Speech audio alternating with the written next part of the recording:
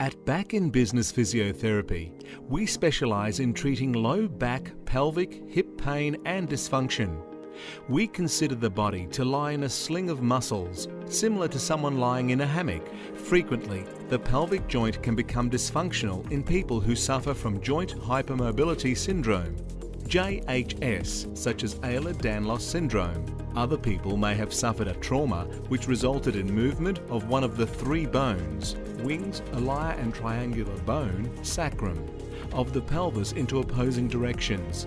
This can be a trauma directly to one of the bones or indirectly to the muscle acting on those bones.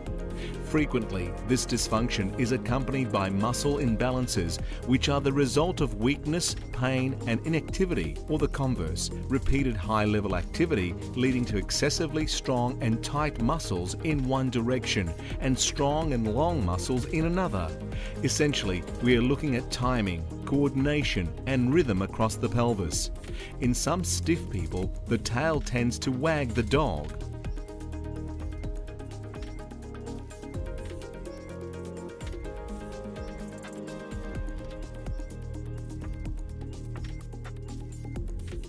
The pelvis can be tilted forward or backward symmetrically or asymmetrically, whereby the wing on the side of the pelvis rotates forward, thereby rotating the triangular bone in the middle to the opposite direction, whilst the wing on the opposite side rotates back.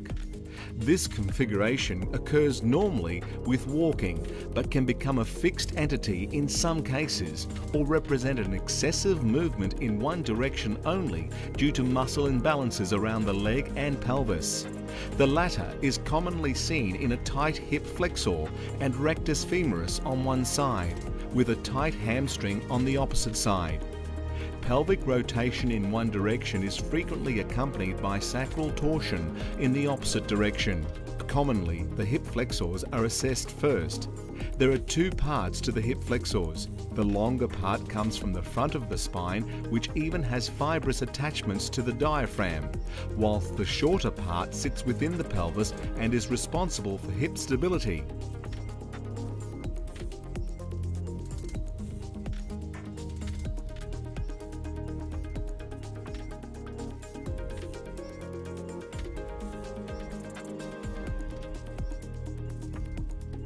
Tests for hip extensions mobility include Gaeslin's test, useful test for psoas major length, and with some adaptation rectus femoris and tensor fascia lata length. It should be noted that people who have medial knee pain on hip extension may have referred pain from an irritated pubic symphysis, front of pelvis joint. As stated, the diaphragm can also play a role here. As such, patterns of breathing, rib movement and pelvic floor activity are normally interrelated synchronously. Other muscles tested are the hip rotator muscles, hamstring and adductor inner thigh muscles.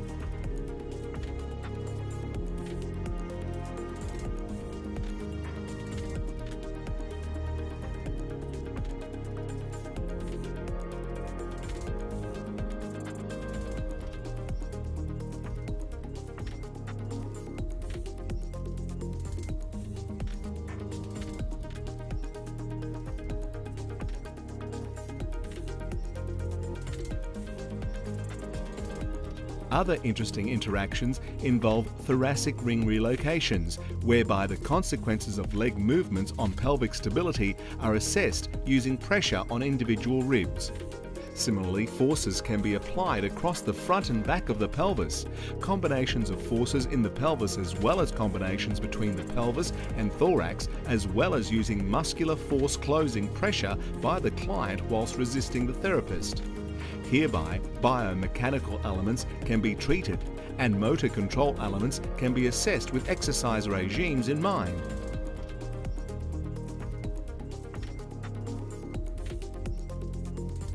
Neural mobility of the femoral nerve and sciatic nerve should also be evaluated.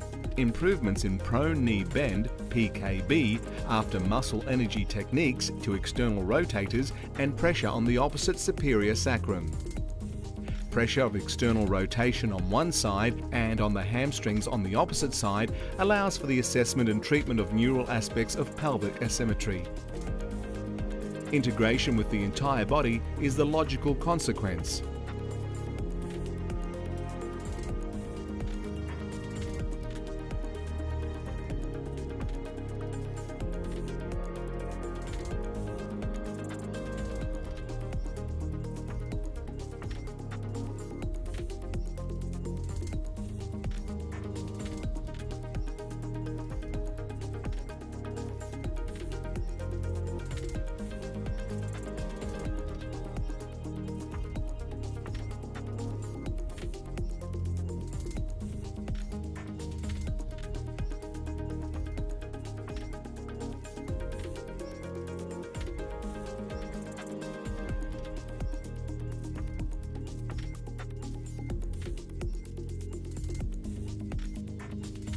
Treatment includes joint mobilizations and manipulations, muscle energy techniques, thoracic ring relocations, real-time ultrasound, soft tissue massage, myofascial trains, dry needling, exercises, bracing, taping.